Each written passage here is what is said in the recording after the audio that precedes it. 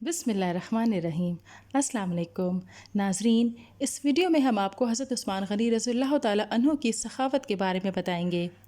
एक बार मदीना में सख्त कहत पड़ा, खाने पीने की अशिया ख़त्म हो गई, हर तरफ मायूसी और नाउमीदी फैली हुई थी। अल्लाह ताला से इस कहत के ख़ात्मे की दुआएं की जा रही थीं। इसी दौरान में एक तिजारती काफ़िला मदीना मुनव्वरा पहुंच गया। इस काफ़िले में गल्ले से लदे हुए 1000 ऊँट थे। मदीना के ताजरों को पता चला तो वो दौड़े दौड़े आए।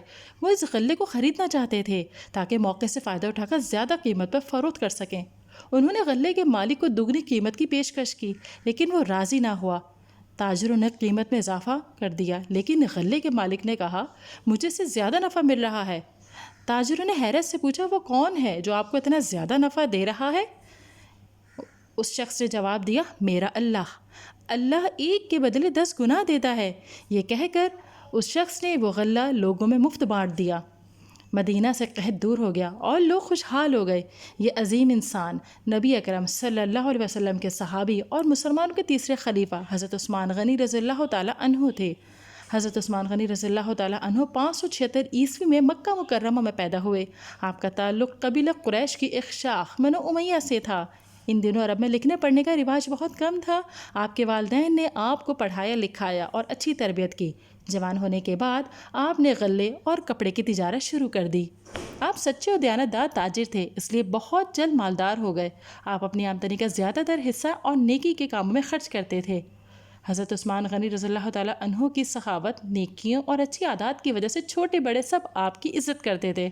आपने अपने दौरे खिलाफत में भी बहुत से काबिल ज़िक्र काम किए, जैसे आपने कोफा में मुसलमानों के लिए अजीमुल शान काजी मुकर्रर किए, खाने काबा के इर्द गिर्द के मकानात ख़रीद कर हरम शरीफ को खुला करवाया, मस्जिद नबवी की तोसी करवाई, मस्जिदों में मौज़िनों की तनख्वाहें मुकर्रर की और वहाँ खुशबू जलाने को रिवाज दिया। इन कामों के अलावा आम लोगों की भलाई के लिए भी बेशुमार काम किए। नबूवत के 13वें बरस मुसलमान मक्का से हिजरत करके मदीना पहुँचे तो मदीना में उन्हें पानी के मसले का सामना करना पड़ा। पूरे इलाके में पानी पीने के जितने भी कुएँ थे, सबका पानी खारा था। सिर्फ एक कुआं ऐसा था जिसका पानी पीने के काबिल था। उसका मालिक एक यहूदी था जो मुसलमानों को बहुत महंगे दामों पानी फ़रोख्त करता था। मुसलमानों ने इस बात की शिकायत आप सल्लल्लाहु अलैहि वसल्लम से की। सब सहाबा कराम रज़ियल्लाहु ताला अन्हुम इकट्ठे हो गए तो नबी पाक सल्लल्लाहु अलैहि वसल्लम ने फरमाया, कौन है जो इस कुएं को ख़रीद कर मुसलमानों के लिए वक्फ़ कर दे? ऐसा करने पर अल्लाह उसे जन्नत में चश्मा अता करेगा। ये सुनकर हज़रत उस्मान गनी रज़ियल्लाहु ताला अन्हु ने वो कुआं इस यहूदी से ख़रीद कर मुसलमानों के लिए वक्फ़ कर दिया। नबी पाक सल्लल्लाहु अलैहि वसल्लम की एक साहबजादी हज़रत रुक़ैया रज़ियल्लाहु ताला अन्हा की शादी हज़रत उस्मान से हुई। उनकी वफ़ात के बाद आप सल्लल्लाहु अलैहि वसल्लम की दूसरी साहबजादी हज़रत उम्मे कुलसुम रज़ियल्लाहु ताला अन्हा का निकाह भी हज़रत उस्मान के साथ हुआ। इसलिए आपको ज़ुल नूरैन भी कहा जाता है। ज़ुल नूरैन के मायने हैं दो नूर वाला।